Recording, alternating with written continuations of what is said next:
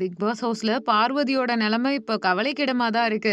ஊர்ல இருக்க எல்லாரையுமே அடிச்சு அழுக விட்டு ஓட விட்ட ஒரு பொண்ணு இப்ப அழுதுட்டு இருக்கு அப்படின்னும் போது சிரிப்பாவும் வருது, பாவமாவும் இருக்கு, கேள்வியாவும் இருக்கு. ரீசன் என்னன்னு உங்க எல்லாருக்குமே நல்லா தெரியும். பார்வதிக்கும் கமருதீனுக்கும் இடையில ஒரு இமோஷனல் பாண்டிங் இருக்கு. அத கல்யாணம் பண்ணிக்கிற லெவலுக்கு கொண்டு போலாமான்ற மாரி தான் அவங்க பேசிட்டு இருக்காங்க.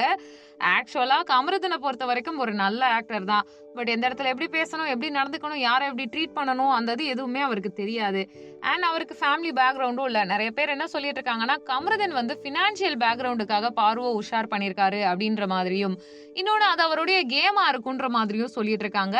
ரீசன் என்னன்னா, ஜெனரலாவே பார்த்தீங்கன்னா, கமருதீன் பார்த்தீங்கன்னா எல்லார்கிட்டயுமே மூஞ்சிய தூக்கிட்டே இருப்பாரு. பார்வும் அப்படிதான். இவங்க 2 பேருமே அடிச்சிட்டதும் ஒரு காலம் தான். திடீர்னு ஒரு வாட்டி இந்த மார்க் போடுற மாதிரி இவங்களுக்குள்ள ஒரு கேம் விளையாண்டுக்கிட்டாங்க. அதுலருந்து அவங்களுக்குள்ள ஏதோ இணக்கவர்ச்சி மாரி ரொம்ப அட்டாச்ட் ஆக ஆரம்பிச்சாங்க. ஜெயில் டாஸ்க்கா இருக்கட்டும், ஒவ்வொரு வாட்டியும் அவங்களுக்குள்ள ஒற்றுமையா தான் இருக்காங்க. பெரிய பெரிய விஷயத்துக்கெல்லாம் எப்பயுமே கமருதீன் பார்வதிக்கு சப்போர்ட் பண்ணுவாரு. ஆனா சின்ன விஷயம் அந்த நெய் பிரச்சனை மாதிரி இருக்கிறதுக்கெல்லாம் பெருசா சண்டை போட்டுட்டு அப்படியே போயிட்டு அரோரா கிட்ட புலம்புவாரு. அதுக்கப்புறம் எதுவுமே நடக்காத மாதிரி பார்வதி கிட்ட போயிட்டு பேசுவாரு. ஆக மொத்தம் சொத்துல இருந்து எல்லாம் டிஸ்கஸ் பண்ணிக்கிறத வச்சு பணத்துக்காக கூட அவங்க பாண்டிங் உருவாகலான்ற மாதிரி இருக்கு. ஃபேமிலி டாஸ்க் வரும்போது கண்டிப்பா சிவானியை எப்படி பாலாஜி முருகதாஸ வச்சு போட்டு பொலன்னு அவங்க அம்மா பொழந்தாங்களோ, அவன் முன்மொழியறதுக்கெல்லாம் நீ வழிமொழிஞ்சன்னு பார்வதி அப்படி அவங்க அம்மா பொழப்பாங்கன்னு எதிர்பார்க்கப்படுது. இல்லன்னா அவங்க சிம்பிளா ஒரு பதில், என் பொண்ணு வந்து கேம் விளையாடுது அப்படின்னு சொன்னாலும் சொல்றதுக்கு தான். நமக்கு இது எதுவுமே தெரியல. ஆனா பார்வதிக்கு ஒரு பயம் வந்துருச்சு. இவ்வளவு நாள் நம்ம மத்தவங்கள வச்சு கேம் விளையாண்டோம்.